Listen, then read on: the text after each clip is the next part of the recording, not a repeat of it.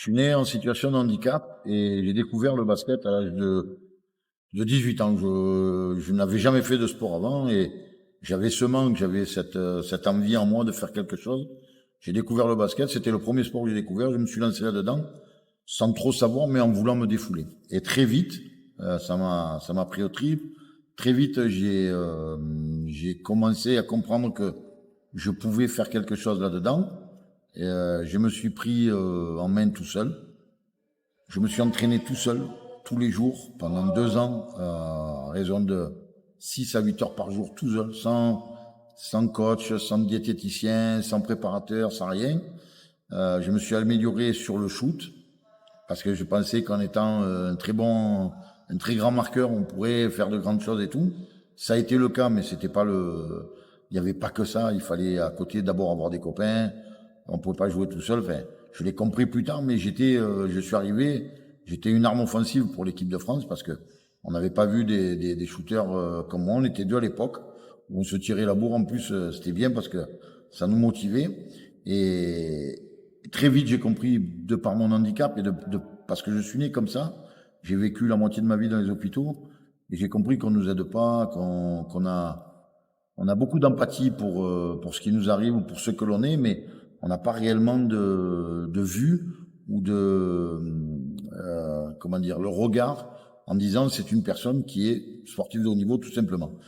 Et moi, j'attendais rien de personne et je voulais me faire tout seul, je voulais me construire tout seul. Et j'ai réussi à faire que je suis devenu l'un des meilleurs joueurs du monde, le meilleur joueur de France, le meilleur joueur d'Europe, enfin, sans attendre quoi que ce soit, de qui que ce soit. Et ça a été l'une des grandes fiertés de ma carrière. Ça m'a ouvert beaucoup de portes. J'ai pu vivre du basket, parce que j'ai été professionnel en Angleterre, en Allemagne, en Hollande, en Italie, en Espagne. Enfin, à mon époque, à moi, j'étais le joueur le plus payé, parce que forcément. Mais aujourd'hui, c'est une reconnaissance que j'ai par rapport à mes anciens coéquipiers, par rapport à mon ancien président, par rapport à mes anciens dirigeants nationaux, internationaux et tout. Et à mon tour, je voulais rendre ce qu'on m'avait donné. Et c'est comme ça que j'ai ouvert l'idée d'ouvrir un club m'est venue avec deux copains qui s'appellent Patrick Audin et Mohamed Sy, qui est le général manager de Force Pro B. On a créé le club en 2011 et très vite on a gravi les échelons pour jouer aujourd'hui en élite et avec l'arrivée de beaucoup de jeunes parce que personne n'allait les chercher dans les cités. On a fait cet effort, on a fait ce travail d'aller les chercher. Aujourd'hui on en a beaucoup. On en a suffisamment pour créer 2 équipes engagées en championnat de France. On pourrait en créer une troisième, mais financièrement j'ai pas les moyens d'assumer cette troisième équipe. J'ai déjà pas les moyens d'assumer les 2 équipes parce qu'il me manque de l'argent pour finir les saisons.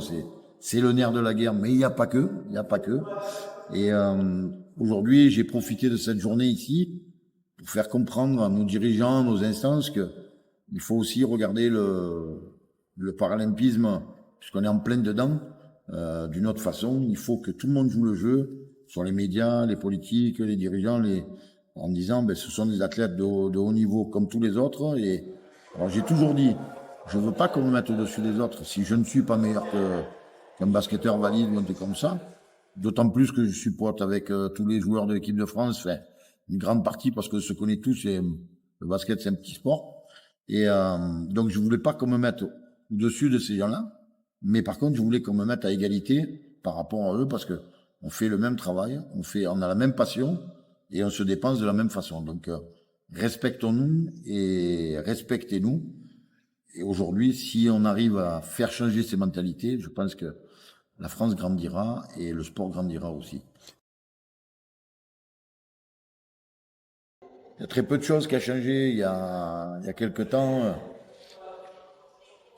j'ai vécu la même expérience que j'ai vécue en 96 quand je suis arrivé à Atlanta, c'est-à-dire que j'ai pas eu les mêmes récompenses que les joueurs valides qui étaient partis sur Atlanta.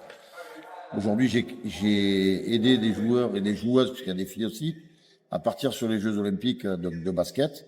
Et quand ils ont été appelés par nos politiques ici, ils n'ont pas eu les mêmes récompenses non plus que les athlètes valides.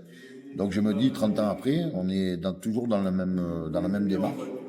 Et c'est tout. Enfin, politiquement, on est toujours dans le même registre.